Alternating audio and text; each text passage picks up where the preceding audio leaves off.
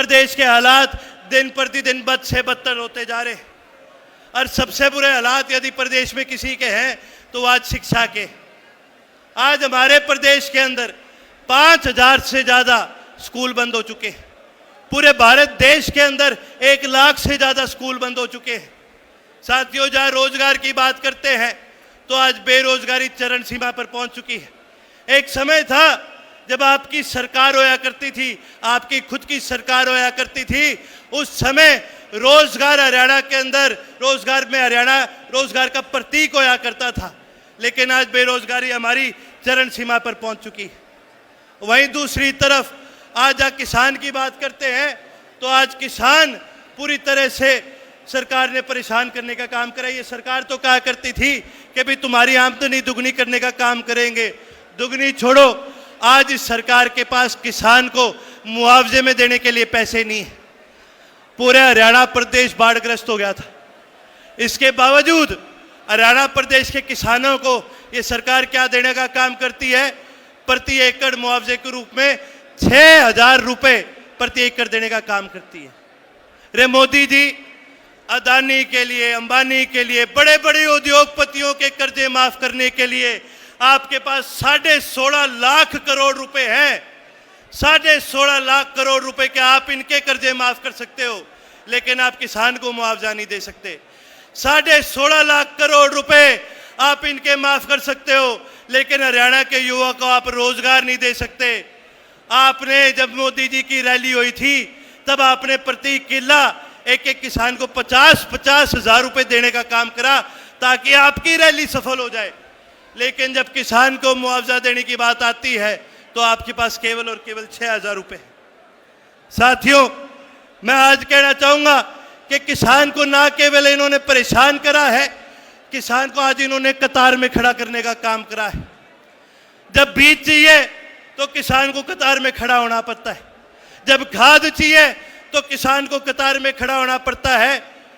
जब फसल कट जाती है, मंडी में बेचनी होती है, तब फिर किसान को कतार में खड़ा होना पड़ता है। और बीच का भी जो समय है, ये सरकार ऐसी है, पर्ची पर्ची की सरकार है। किसान को लगातार सरकार कतार में खड़ा करने का काम करती है। या तो पर्ची बनाओ, या आईडी बनाओ, या फिर पोर्टल पे चले जाओ।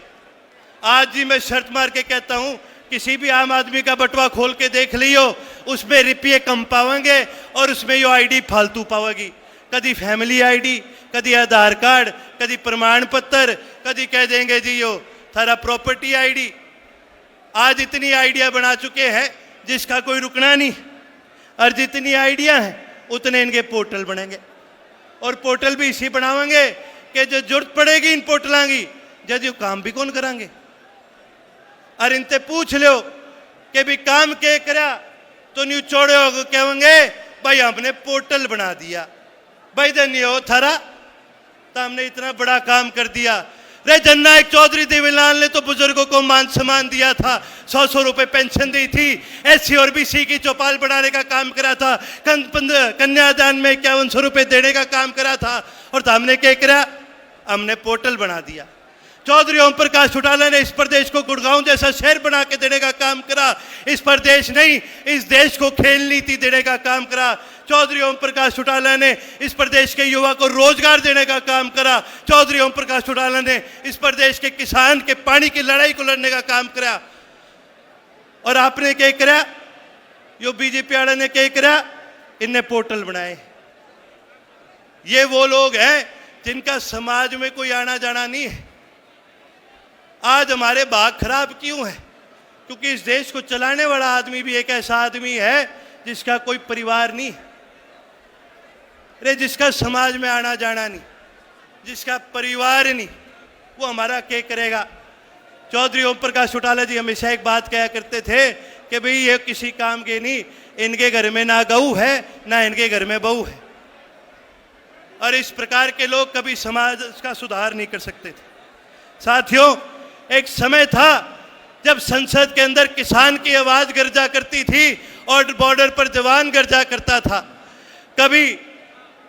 कभी चौधरी चरण सिंह के रूप में, तो कभी चौधरी जननायक चौधरी देवीलाल के रूप में संसद में किसान गर्जा करता था।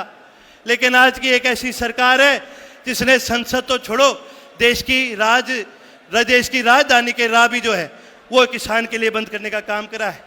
जितनी सुरक्षा भारत पाकिस्तान के बॉर्डर पर नहीं लगती, उससे ज़्यादा सुरक्षा, उससे ज़्यादा बड़े बैरिकेड इन्होंने दिल्ली के चारों तरफ लगाने का काम करा, ताकि इस देश का किसान गलती से दिल्ली ना पहुंच जाए। यह आज इस प्रदेश के और देश के हालात हो चुके। साथियों, मैं आपके माध्यम से इस सरकार को याद दिलाना चाहूँगा, जो आज धर्म के नाम पर हमें बांटने का काम करती है, जो जात पात पे हमें बांटने का काम करती है, मैं उस सरकार को बताना चाहूँगा, हम रोहतक की धरती में है जहाँ स्वर्गीय दीनबंधु सर छोटू राम ने जन्म लिया था, जिनको दीनबंधु की उपाधि मुल्तान के दलितों और मुसलमानों ने देने का काम किया। सरदार पटेल को सरदार की उपाधि बड़ौली मूवमेंट के अंदर वहाँ के लोगों ने देने का काम किया। जननायक चौधरी देवीलाल को ताऊ की उपाधि रोहतक के लोगों ने देने का काम करा, जब इस देश का उप प्रधानमंत्री बनाने का काम करा। उसी प्रकार आज हमारे देश के अंदर ऐसे लोगों की कमी है, आज ऐसे लोगों की जरूरत है।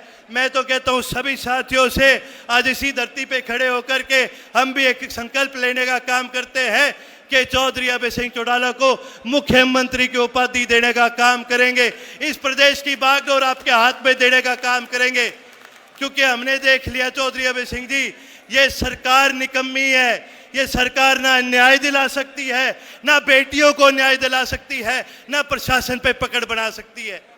अरे मेरे को तो हंसी आती है, दिन प्रतिदिन हम यो मीडिया पे, फेसबुक पर, सोशल मीडिया पर देखते हैं, बड़े बड़े मंत्री आते हैं और आके क्या बात कहते हैं। जब जनता उनके आगे अपनी बात रखने का काम करती है तो ये कहने का काम करते हैं, भैया हमारी तो चाल है कौन है। रे जिस मंत्री की ना चाल है, जिस मुख्यमंत्री की ना चाल है, जिस सरकार की ना चाले, फिर उस सरकार का फायदा के। हमें तो सरकार ऐसी चाहिए जैसी सरकार जननायक चौधरी देवीलाल की थी, जिसमें मंत्री की नहीं आम जनता की चला करती थी। साथियों, मैं आपको उस समय याद दिलाना चाहूँगा जब चौधरी ओम प्रकाश चौटाला जी मुख्यमंत्री होया करते थे।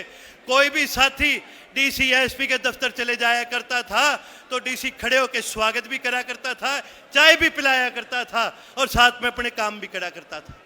और आज प्रदेश के यह हालात हो गए, आम आदमी छोड़ो, यो कोई एमएलए मंत्री भी इनके द्वार पर चले जाए, आधा घंटा उसने बाहर बिठा जाएंगे, कह देंगे डीसी साहब तो मीटिंग में बैठे हैं, बाद में मिलांगे। यह हालात इन लोगों ने आज हमारे प्रदेश के कर चुके। साथियों, मैं ये एक चीज़ कहना चाहूँगा कि हम तभी मजबूत हो सकते हैं जब हम संगठित होकर के दोबारा अपनी आवाज़ को इस देश की विधानसभा में मजबूती में पहुंचाने का काम करें, जब इस देश की सबसे बड़ी संसद में हम अपनी आवाज़ को पहुंचाने का काम करें। साथियों, पंजाबी में एक कहावत है, पेट ते ना पई रोटियां, सारी गल्लां खोटियां। इस सरकार ने केवल जुमले देने का काम करा है और इसका नुकसान सबसे ज़्यादा किसको उठाना पड़ा? हमारे प्रदेश के युवा को उठाना पड़ा। आज साथियों, हरियाणा प्रदेश में कितने ऐसे सैकड़ों गांव हैं जो आज खाली हो चुके हैं। करनाल में गोलपुरा, जींद में दुराना, मोरखी, कालवा, कैथल में मोटोर, ये ऐसे गांव हैं जहां पर आपको युवा नहीं मिलेंगे। आज वो युवा बेचारा बन चुका है, मजबूर हो चुका है, अपनी ज़मीनें गिरवी रख के डंकी रूट से बाहर जाने का काम कर रहा है। और सरकार के लिए भी कितनी दिक्कत की बात है और उनके परिवार के लिए भी कितनी दिक्कत की बात है कि कई बार युवा की मृत्यु हो जाती है, परिवार को महीने महीने इंतजार करना पड़ता है, 2-2 महीने इंतजार करना पड़ता है, वो युवा वापस कभी अपने परिवार के पास नहीं पहुंच पाता। आज हमारे प्रदेश के हालात ये दिन प्रतिदिन बदतर करते जा रहे हैं। एक समय था जब हरियाणा खेल के अंदर खेल का सबसे बड़ा प्रतीक माना जाता था। भाइयों, मैं आपको बताना चाहूँगा, कॉमनवेल्थ गेम में आज तक कुल मिला के भारत देश ने 560 मेडल जीते और उन 560 मेडल में से हरियाणा प्रदेश के युवाओं ने, हमारी बहनों ने, हमारे भाइयों ने 163 मेडल जीतने का काम करा है। और तुलना करके बताना चाहूँगा कि गुजरात के खिलाड़ियों ने आज तक केवल 3 मेडल जीते हैं। अब आप सोचोगे ये बात क्यों बता रहा हूँ? ये बात इसलिए बता रहा हूँ कि थोड़े समय पहले देश के गृह मंत्री अमित शाह ने यह ऐलान करा था कि देश की खेल राजधानी अहमदाबाद को बनाया जाएगा। भाई वो भी ठीक है, बाला तो सबसे ज्यादा दूर मन लागे अमित शाह जी फेंक दे होंगे, फिर तो सबसे तगड़ा पहलवान भी मने लागे यो अमित शाह होगा। खिलाड़ी सबसे मजबूत हरियाणा प्रदेश के, मेडल हम ले गया वहां, पहलवान मारे तगड़े, खिलाड़ी मारे तगड़े। और आप देश की खेल राजधानी बना रहे हो अहमदाबाद को। अरे खेल राजधानी बनानी है तो हरियाणा में लेके आओ, खेल राजधानी बनानी है तो रोहतक को बनाओ, जहाँ के पहलवान पूरी दुनिया में मशहूर है। साथियों, ये सरकार तो देती है जुमले, ये बात करते हैं वन नेशन वन इलेक्शन के, एक ही बार में यो अपना कांटा फिट बिठाने की बात करें। अगर इनने बात करनी है तो वन नेशन वन एजुकेशन की बात करो, one nation one health care की बात करो। साथियों, राम मनोहर लोहिया जी एक बात क्या करते थे, वो कहते थे कि जब तक वन नेशन वन एजुकेशन नहीं होगा तब तक किसी भी प्रदेश का विकास नहीं हो सकता। और इस सरकार ने क्या करने का काम करा, वन नेशन वन एजुकेशन तो दूर की बात, इन्होंने तो स्कूल बंद करने का काम करा है। आज दुख की बात है, हरियाणा में सरकारी स्कूल कम है और सरकारी ठेके ज्यादा खुली है। आज दुख की बात है कि हरियाणा प्रदेश के अंदर आज जो सरकारी स्कूल है ना तो उनके अंदर मास्टर पाओगे, ना उनका ढांचा ऐसा पाओगा जहां पर बच्चे पढ़ सके।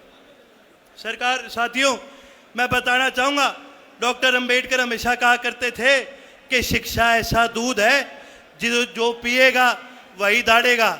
लेकिन दुख की बात यह है कि सरकार ने साजिश के तहत हरियाणा प्रदेश के स्कूलों को कमजोर करने का काम करा है। अरे आज तो सारी दुनिया, कोई एआई की बात करे, कोई मेटा की बात करता है, कोई चैट जीपीटी की बात करता है। आज दुनिया तो एआई की बात कर रही है, लेकिन ये सरकार हमें स्कूल में पढ़ाने की क्या बात कर रहे हैं, ये सरकार हमें स्कूल में बाल नरेंद्र पढ़ाने की बात कर रहे हैं। साथियों, मैं एक चीज बताना चाहूंगा, ये लोग इतिहास बदलने की कोशिश कर रहे हैं, लेकिन इनको आपके माध्यम से एक चीज बताना चाहूंगा, इतिहास वही रचते हैं जो संघर्ष करा करते हैं। इतिहास रचा था जननायक चौधरी देवीलाल ने, जब बुजुर्गों को पेंशन देने का काम करा।